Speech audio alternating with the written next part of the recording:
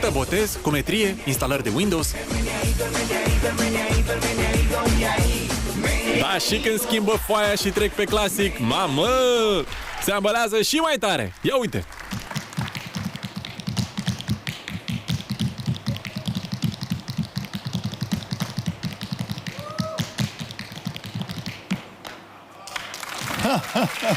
Și acum votăm?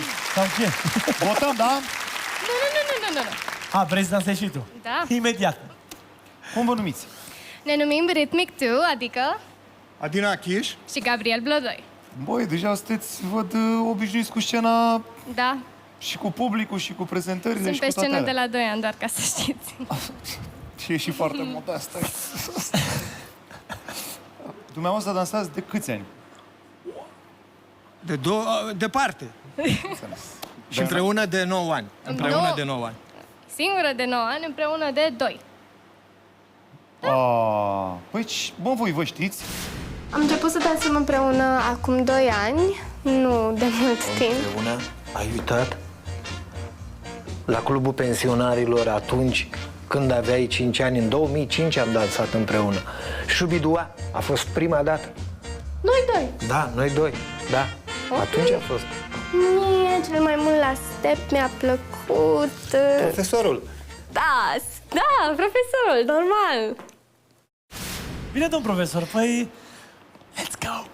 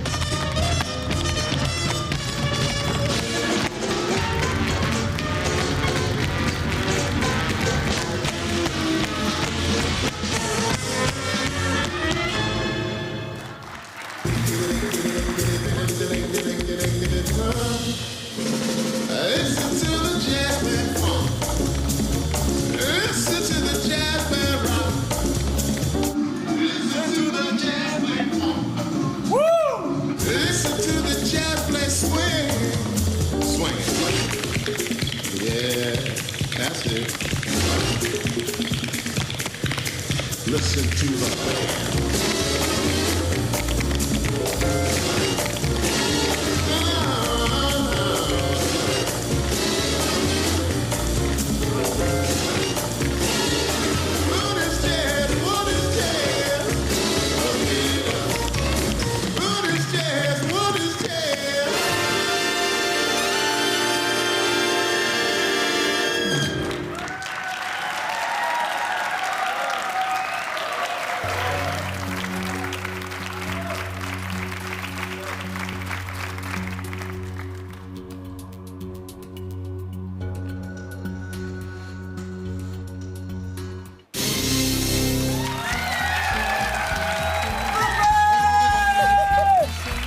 Primul moment de step la România Dansează.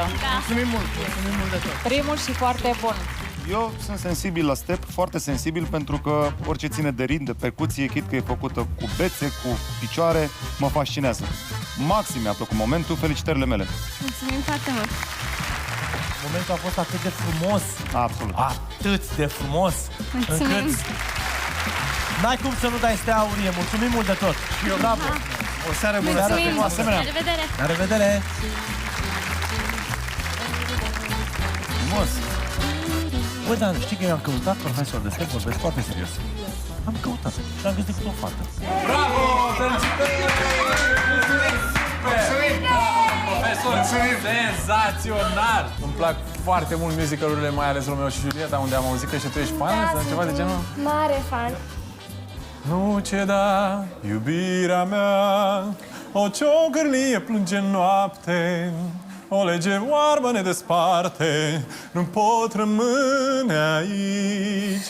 Romeo, nu pleca. Wow! Se aude doar privighetoarea. Eu fără tine am să mor de dor. Hai să încem ușor. Și ai se sărutau, dar publicitatea. Nu. Suntem o trupă, toți trei. Eu sunt liderul și ni se spune cere bani. El este mezinul trupei, nu prea vorbește. El doar dansează. Your favorite channel.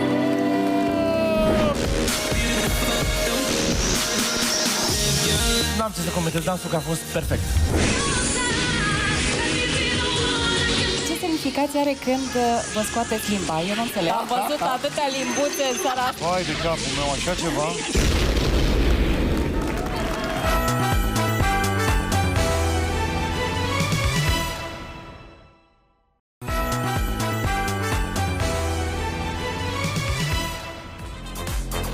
No, am ajuns la Arad. Aici unde oamenii sunt calmi, așezați. Bine, asta până nu te pleznește cheful mare de dans și s-a dus calmul, gata. Măi, dar ce cavaler, ce domnișoare. Ia uite, așa, în linie, vă rog frumos, da? Așa. Ați pregătit un dans superb? Da. Plin de energie? Da. Plin de pasiune? Da.